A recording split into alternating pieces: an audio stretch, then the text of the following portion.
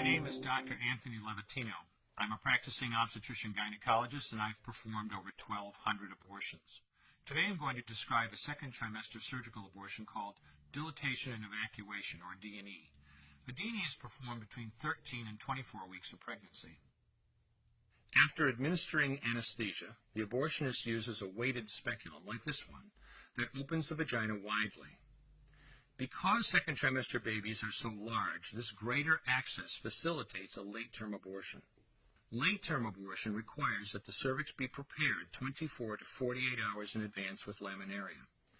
Laminaria is a type of sterilized seaweed that absorbs water over 8 to 12 hours and swells to several times its original diameter. Once removed, metal dilators can be used to further open the cervix as needed. Once the cervix has been stretched open, the suction tube is placed inside. A baby at 20 weeks gestation is as big as the length of my hand, from head to rump, not counting the legs. The suction machine is turned on, and pale yellow amniotic fluid surrounding the baby is suctioned out through the catheters. With babies this big, they don't fit through catheters this size. The baby's bones and skull are too strong to be torn apart by suction alone. This is a Sofer clamp. A Sofer clamp is made of stainless steel. It's about 13 inches long. The business end is about 2.5 inches long and a 1/2 inch wide, and there are rows of sharp teeth. This is a grasping instrument. When it gets a hold of something, it does not let go. The abortionist uses this clamp to grasp an arm or leg. Once he has a firm grip, the abortionist pulls hard in order to tear the limb from the baby's body. One by one, the rest of the limbs are removed, along with the intestines, the spine, and the heart and lungs. Usually the most difficult part of the procedure is extracting the baby's head, which is about the size of a large plum at 20 weeks. The head is grasped and crushed. The abortionist knows he has crushed the skull when a white substance comes out of the cervix. This was the baby's brains.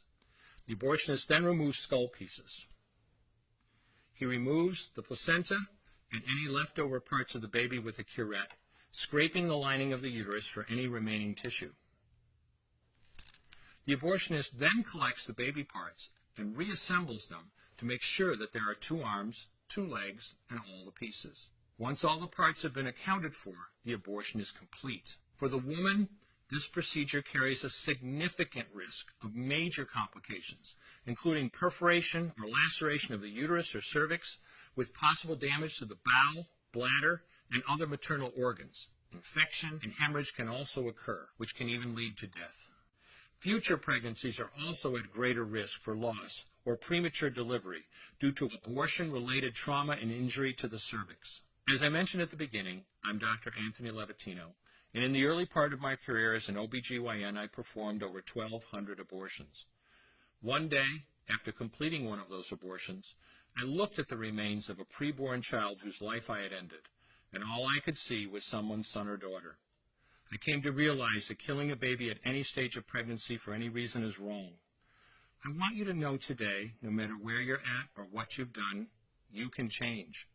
Make a decision today to protect the preborn. Thank you for your time. I will no longer do any more abortions. When you finally figure out that killing a baby that big for money is wrong, that it doesn't take you too long to figure out it doesn't matter if the baby is this big or this big or this big or maybe even this big, it's all the same. And I haven't done any since then, and I never will.